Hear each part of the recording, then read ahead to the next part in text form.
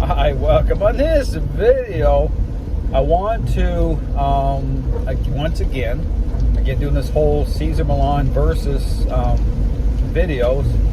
On this video, I want to talk about, again, when you compare and contrast, who would win if you put Cesar Millan up against force-free dog trainers. And if you've already watched my Cesar Millan versus balanced dog trainers video, you probably already know who's going to win. Okay, it's a no-brainer.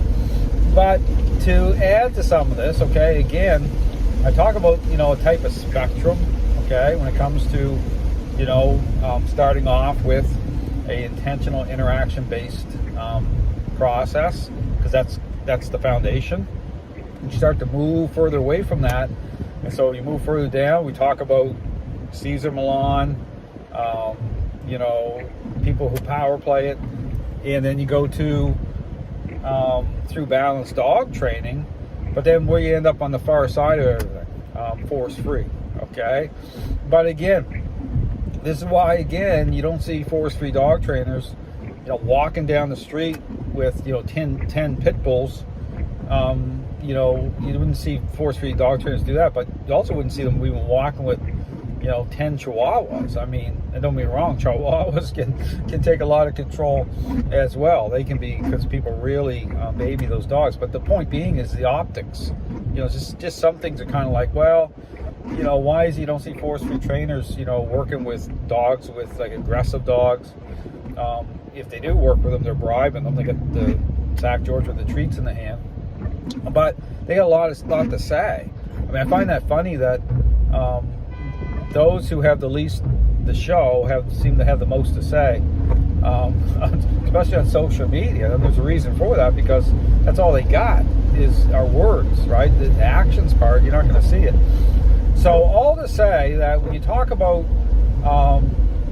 Cesar Millan versus, just like I said, Cesar Millan, above balanced trainers. I talk about those core ingredients, influence and control, how they, again, defining those, coming through a intentional, and that's the difference. I think you talk about Cesar, talk about someone like the Dog Daddy.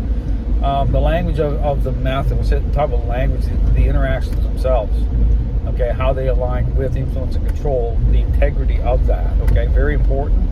To come out the other side with a predictable outcome. Okay, clarity for the dog as well. So I see these dogs triggering off and going into high challenge. All those things all play a role in that. But all to say, again, force-free dog trainers, complete joke. Okay, there's not even such a thing as force-free. Anyway, I talk about the relationship itself. Okay, just like being a parent, you're in control. Okay, there's aspects of the relationship that by default, just the fact that you're defining it through environment, structure, there's influence happening, right? So it's all ideological, I understand, but to go further, say, well, how do you actually reverse course? Well, it has to be intentional in the sense those core ingredients have to come in by way of the human. Okay, very important. So all to say, force-free trainers, Cesar Millan, it's a joke.